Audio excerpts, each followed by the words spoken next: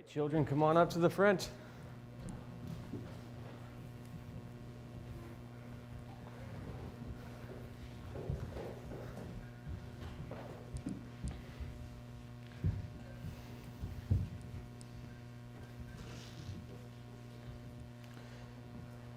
Good morning, good morning. How's everybody today?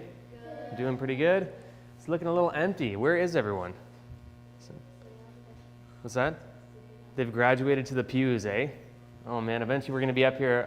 We're going to be up here by ourselves, and it's just going to be just one big sermon meshed together. That's okay. So, what we're going to talk about today is someone who's very familiar, but I was thinking about him lately, and I thought we'd talk a little bit about Elijah. You guys are familiar with Elijah. We're not talking about Elisha today, but Elijah. Let's get into this and we'll kind of talk about it as we get in. If you have your Bibles, it looks like nobody's got their Bibles today, but that's okay. But whoever's sitting there, if you want to follow along, we're in 1 Kings chapter 17. Now Elijah the Tishbite of Tishbe in Gilead said to Ahab, "As the Lord, the God of Israel lives, before whom I stand, there shall be..." Hang on one second, guys. I want to just make sure I got this right. Okay. Yes. "There shall be neither dew nor rain these years, except by my word." And the word of the Lord came to him. "Depart from here and turn eastward and hide yourself by the brook Cherith, which is east of the Jordan." Let's backtrack a little bit. Before this chapter, if you look into 1 Kings chapter 16, Elijah isn't even mentioned. He's completely random, completely out of the blue. So what we were talking about in the last couple chapters is that they're talking about the several generations after the kingdom was ran by David and then Solomon. And then how did it go? Was it getting better and better after David died and after Solomon died? Was Israel doing better? Were they doing well? Were they being obedient to God? No. Sometimes it actually says, if you backtrack it, they said, yeah, this guy had a pretty good reign. And then all of a sudden, he did evil in the sight of the Lord. And then all of a sudden, it seems like there was constantly a shift where people would be obedient to God and follow after his word. And then all of a sudden, they would start to worship false gods. And I know you guys are a little bit young too, but this is kind of like what it is today. We have so-called kings in our society today. We have prime ministers, we have presidents, and they say a lot. And they actually have sometimes a pretty good resume, and they sound like they're going to do the right thing. And people get excited. We're like, okay, this is what we want to hear. And then if you guys sometimes listen to what your parents are saying, sometimes you realize it doesn't take long before, before they disappoint us. And that's exactly what these kings are doing. It's not a new problem that was going. This has always been the problem here. Is that, imagine this. You know how sinful your heart can be. You know when you've been angry at your brother. You know when you've been disobedient to your parents, and you realize, well, imagine if I was a king and I could do anything and everything I wanted. All the money, all the power, do whatever. You'd have a lot more temptations then, wouldn't you, to be bad? And so it's very hard for these people, and it doesn't take long. Next thing you know, they're completely disobedient, completely wicked, and they're doing evil in the sight of the Lord. And it says here at the end of 1 Kings chapter 16 that Ahab was one of the worst that there's ever been. So bad. He married a foreign woman who had her own false god that she came from. And then he started, and I think that was Asher or Astra or whatever that Asherah, that false god was that she was worshiping. And then he was worshiping Baal like most of these kings were. And then they were doing some of the most evil things ever. They turned the temple of God into a worship place of false gods. They were even involved in child sacrifice. You go from being God's people to slaughtering children at the altar of some god that's completely made up and doesn't exist. And there's demonic forces that are with those people. And so God is extremely furious with them. And so he just grabs this guy, Elijah. We've never heard of him before. We don't know if he was a noble guy. We don't know if he was a super smart guy. I actually think that he was just a random dude. That's what I think. I think that he was just maybe a guy that didn't mind being blunt, because he's saying, hey, I want you to go tell somebody off to their face. There are some people that don't really have that in them. They don't really know how to confront someone to their face when they see that, hey, what you're doing is very wrong. So I think among if Elijah has any skills, I think maybe he might just have the skill to be assertive and just kind of blunt. And so God says, I want you to go straight to the king and tell him off. And this is what he said. He says, "As the Lord, the God of Israel lives, before whom I stand." So he's saying, I'm representing the Lord, the God of Israel, the kingdom that you're supposed to be the kingdom over this nation, the king over this nation. And he says, there's not going to be dew nor rain these years until I say so. That'd be kind of daunting, right? First, you'd be like, "Hey, who are you? Like, where'd you come from?" But he's saying, "Well, I represent the God that you're supposed to be following, and He has told me that you're not even going to see dew on the grass until He says so. This could be weeks. This could be years."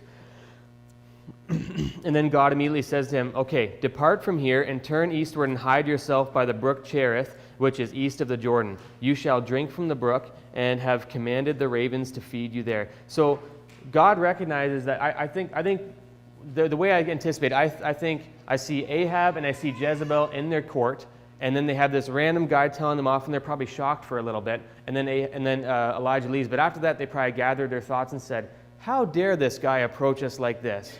You know, sometimes when somebody does something to you, you don't even know how to react right away. They're probably like, "Okay, let's go get this guy, because we don't want him spreading the same message. This could cause us a huge problem. We don't know if what he's saying is true or not, but this is a huge problem with what we have." And so God recognizes that he's going to be in trouble. So he says, "I want you to head east. I want you to hide yourself in a brook." What is a brook like? Is that a big, wide river, super luscious, lots of things to eat from, and lots of places to hide? No, it's in a valley. It's in a canyon. It's dangerous. There's probably animals there. There's probably not much to eat from. And he says, "I want you to hide yourself in an area like that." And he says, "You're going to drink from the brook," so just a little stream. That's enough to quench your thirst. "And I have commanded the ravens to feed you there." He's saying, "Ravens to feed me? That's weird. Usually I just eat. I make myself a meal, but there won't be anything out there for him to cook." He doesn't say, "Okay, get all your pots and pans and pack your hiking pack together." He says, "Run. Just run." And that's what he does. So he went and did according to the word of the Lord. He went and lived by the brook Cherith, that is east of the Jordan. And the ravens brought him bread and meat in the morning, and bread and meat in the evening. And he drank from the brook. So even though he's completely alone, left his family, probably terrified for his life, knowing that, oh man, the entire kingdom of Israel, the entire battalion that Ahab commands, could be after me and is probably searching for me right now. And they're not going to show me any mercy when they find me. He's completely in hiding. On the run, but he's sustained by the ravens. So I imagine a bunch of ravens just coming and dropping off a little piece at a time, and he's probably nibbling on it until he's fed. So he does have food and drink. He's able to survive. And after a while, the brook dried up because there was no rain in the land. Now there's no more, because he said there's not going to be dew nor rain in the land, and now he's completely out. But then, what happens here? God speaks to him again. Just when he's at his wit's end and thinking, okay, maybe I should go back home and try to lay low, hide in my closet or something like that. It says, "The word of the Lord came to him. Arise, go to Zarephath, which belongs to Sidon, and dwell there. Behold, I have commanded a widow there to feed you." So verse 8 and 9, he says, "I want you to go to another city called Zarephath." Again, still in the region of Israel, still very much in famine. Super poor. There's no crop, no livestock. That means the economy's dead. If there's no way to feed people, there's no motivation to start any businesses. If there's no water, you have to travel so far just to get just enough water to feed your family. Nobody's starting businesses. Everybody is poor. Maybe just the king would have whatever's left, right? Or the most of it, right? And so he arose and went to Zarephath. And when he came to the gate of the city, behold, a widow was there gathering sticks. And he called to her and said, "Bring me a little water in a vessel that I may drink." So I imagine him going to the well there, kind of like Jesus did with the women at Samaria. He's sitting there waiting for someone because there's just a well. There's nothing there. He can't reach down and reach it. And so this lady's coming here and he's saying, "Hey, can you give me something to drink?" She's got a vessel to gather it in, and he doesn't. And as she was going to bring it, he called her and said, "Bring me a morsel of bread in your hand." And he says, "Okay, well, you got something to eat too." Elijah's been traveling a long time. He doesn't know this widow yet. And I don't think that he knows that this is the widow that God told him about yet. But he says, "Hey, do you have anything to eat or drink?" And she said, "As the Lord your God lives, I have nothing baked, only a handful of flour in a jar and a little oil in a jug. And now I am gathering a couple of sticks that I may go in and prepare it for myself and my son, that we may eat it and die." Ooh, man, I'd feel terrible if I was Elisha. I'd be like, okay, I just asked her for the last bit that she had left. She's so poor, so hungry, that all she's trying to do is, let's get some sticks, let's put together one last final meal. Me and my son are this close to death because the famine was so bad. She says, "I just want to make enough so that we can have one meal and then we'll die together." Whew, that's depressing. That's really sad. If it was me, I'd be like, oh my goodness, I'm so sorry. Let me help you find some sticks. Let's see if there's anything I can do to help. Then this is what he said. Elijah said to her, do not fear. Go and do as you have said. But first, make me a little cake of it and bring it to me, and afterward, make something for yourself and your son. She's probably like, did you not hear me? I only have so much. I got a handful of flour. If you take a handful of flour, you mix it with water and oil, what do you think? Maybe this much of a cake? Like one bun or something like that? It's not much. And he says, yeah, that's fine. Go ahead and do it, but just make me a cake first. Okay? You're a stranger. I don't know who you are. That's strange, right? Make me a cake. And he said, and afterward, make for yourself and your son. She's thinking, okay, if I'm going to do this, then it's going to be a small cake, just so you know. You're not going to be very full. For thus says the Lord, the God of Israel, the jar of flour shall not be spent, and the jug of oil shall not be empty, until the day that the Lord sends rain upon the earth. He said, I know you think you have just this little bit of flour, but I promise you won't run out. I promise your oil won't run out. The word of the Lord has said so. And she's probably thinking, you know what? Sure, man, because I just have enough for us to eat one more cake and die anyway, so let's give it a shot. Let's see. And she went and did as Elijah said, and she and her household ate for many days. Doesn't this sound familiar to some of the miracles that Jesus did too? Just endless wine, endless bread, endless fish when he's feeding the 5,000. This is exactly what God does. God shows us from the beginning of time on that God is a God of provision, and he doesn't just want to provide for us. He doesn't just want to put food in your mouth and clothes on your back. He wants to constantly wow you and surprise you. Look at how much more I can do. Don't forget everything I can do for you, and you can't even imagine. And this is exactly how he impacted this lady's life too. She was at the point of death thinking, God has completely abandoned me. All I want is just to fill my belly one more time. And he's like, how about forever? How about it never runs out? How about I always provide for you and your son? And that's exactly what happened. Verse 17, after this, the son of the woman, the mistress of the house, became ill, and his illness was so severe that there was no breath left in him. So I don't know how young this boy was, but I don't know if he ever quite recovered with how hungry he was. That's what it sounds like to me. Super hungry. Sure, now he's got food, but maybe his immune system is shutting down, but he's getting really sick and to the point of death. And he couldn't even draw breath anymore. Maybe there's some other diseases he developed. And she said to Elijah, what have you against me, O man of God? You have come to me to bring my sin to remembrance and to cause the death of my son. She turns to him, I imagine him maybe grabbing a hold of his shirt, what'd you do to my life? You ruined everything. You came here just what? To make me feel guilty about my sin? Now God has cursed me and killed my son? Why are you even here? And so she's frustrated. And he said to her, give me your son.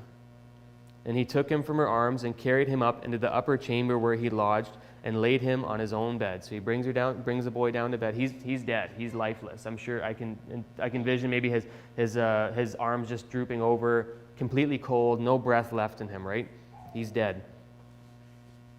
And he cried to the Lord, O Lord my God, have you brought calamity even upon the widow with whom I sojourned by killing her son? So he has even a similar ask for God. He's saying, God, I thought you were with me here. You fed me in the brook. You led me here. You gave us all cake to eat. You gave her so much food. And you provided for what? Just so that her son dies? I don't understand. He says, God, was this the plan? What are we doing here? And he's crying to God, and he's wondering, God, what did I do wrong? Then he stretched himself upon the child 3 times and cried to the Lord, O Lord my God, let this child's life come into him again. So he's pleading with God, please let breath enter this boy's lungs again. And the Lord listened to the voice of Elijah, and the life of the child came into him again, and he revived. And Elijah took the child and brought him down from the upper chamber into the house and delivered him to his mother. So another miracle. 2 miracles. Same person. Same God. Same servant. We're seeing this happen here. And this is going to be the start of this. We're going to go through the whole series of Elijah, the whole story of it. And we're going to see how God can take a very average man and he can anoint him and bless him. Because I think we're all just very average people. I don't know if God thinks any one of us, actually I know for a fact, God doesn't look at you and say, you're definitely more special than me, or definitely more special than him. God takes average people and he does extraordinary things through them, like Elijah. And the woman said to Elijah, and he said, and see, your son lives. The woman said to Elijah, now I know that you are a man of God, and that the word of the Lord in your mouth is truth. So it's kind of funny, even though something unbelievable has happened, She thought that she had nothing left, and then she finds that her flour never runs out, the oil never runs out. She's got food forever, and for her extended family too. It sounds like there was an abundance. She probably had parties every day. Everybody were having cake every day, which sounds pretty awesome to me. I love cake. But that's what happened. And so she still wasn't convinced. She still, when her son died, she's like, okay, what is this all about? But then when she actually sees her cold, dead, lifeless son being raised from, she's like, oh, okay, I'm going to start trusting you now, because I know that the word of the Lord abides with you and that there's truth that comes from your mouth. All right, thanks for listening. You can stand up and we'll get some singing done.